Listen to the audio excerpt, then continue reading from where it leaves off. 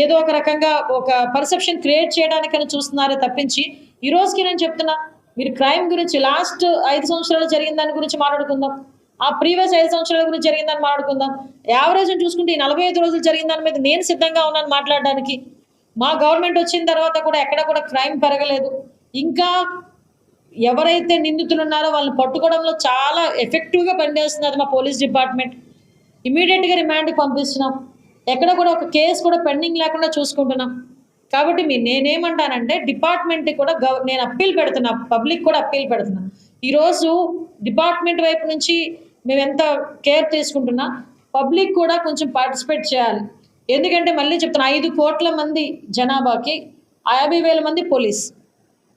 ఈరోజు public support చేయాలి. Public information ఇవ్వాలి.